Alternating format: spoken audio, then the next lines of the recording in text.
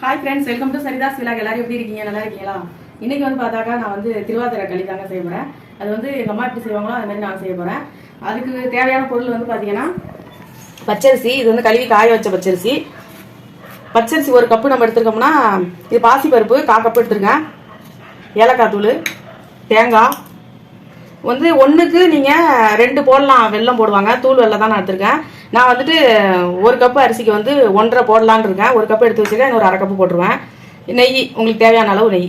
இவ்வளோ தாங்க நம்ம தேவையான பொருள். இப்போ எப்படி செய்யலாம் பார்க்கலாம் வாங்க. ஃபஸ்ட்டு அரிசியை வறுத்துக்கலாங்க. அரிசியை வந்து கொஞ்சம் சவக்க வறுத்துங்க. பாருங்க, சவந்துச்சு நல்லா. இப்போ மாற்றிடலாம் பிளேட்டில். பாசிப்பருப்பு வறுத்துக்கலாம். இதையும் கொஞ்சம் சவக்க வறுத்துங்க.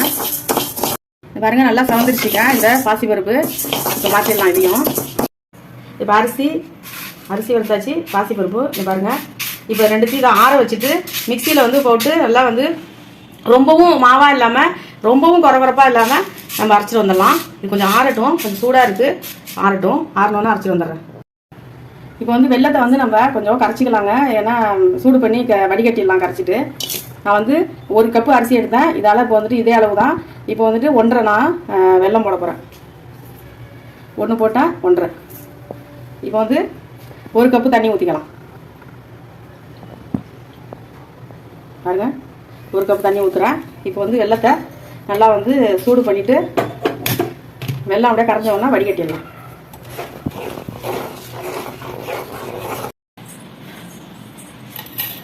வெல்லம் கரைஞ்சிச்சு, வடிகட்டிடலாங்க. ஒரு டீ வடிகட்டுறதுனால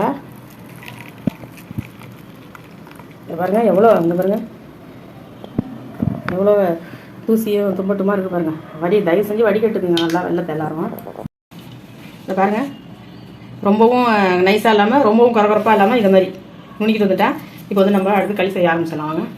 இதால் தான் நான் வந்துட்டு அரிசி எடுத்தங்க அளவு. இப்போ இதால் வந்துட்டு அதில் வெல்லத்தில் 1 கப்பு வந்து தண்ணி ஊற்றிட்டேன். இப்போ 1க்கு வந்து கரெக்டாக 4 கப்பு நீங்கள் தண்ணி வச்சிங்கன்னா கரெக்டாக இருக்கும். நான் இப்போ இதில் 3 கப்பு தண்ணி ஊற்றிடுறேன்.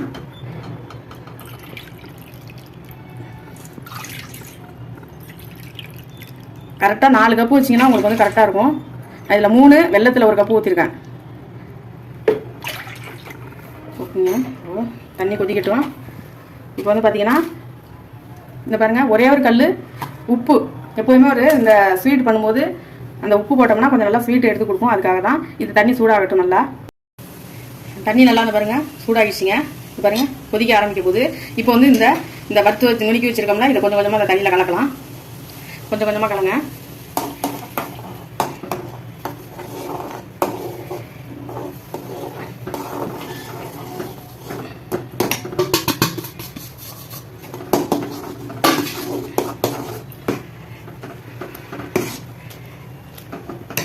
கொஞ்சம் இப்போதைக்கு கொஞ்சம் சிம்மில் வச்சுங்க.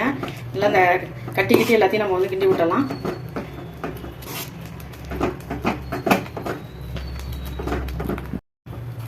பாருங்க, நம்ம 3 கப்பு தண்ணி இதில் ஊற்றணும்.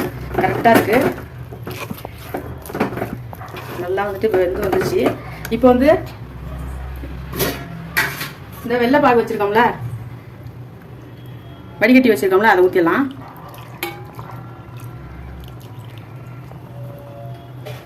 இதை கிண்டி விட்டுடலாம். ஊற்றினோன்னா என்ன தண்ணியாக இருக்கே அப்படின்லாம் நினைக்காதீங்க. இது வந்து இன்னும் கொஞ்சம் மூடி வச்சு நம்ம வேக வைக்கணும். அப்போ வந்து நமக்கு வந்து நல்லா கட்டியாக வந்துடும். இந்த பாருங்க, வெல்லம் ஊற்றினோன்னா நல்லா திக்காகிடுச்சுங்க. இப்போ வந்து தேங்காய் போட்டலாம்.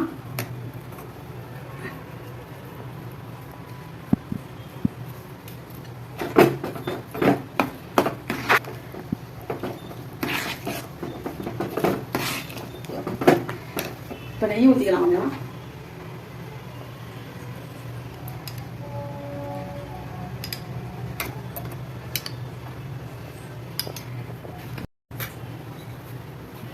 கொஞ்சமாக ஏலக்காய் தூள் போட்டுக்கலாம்.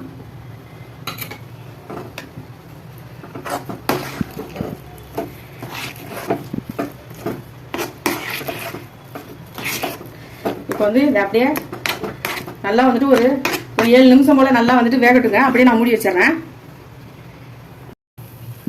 இப்போ பாருங்க நல்லா வந்துட்டு எப்படி ரெடி ஆயிடுச்சு பாருங்க களி. நல்லா சூப்பராக ரெடி ஆகிடுச்சு. நான் நல்லா மூடி வச்சுருந்தேன் ஒரு 10 நிமிஷம். இப்போ இன்னும் கொஞ்சமாக நான் நெய் ஊற்றிக்கிறேன்.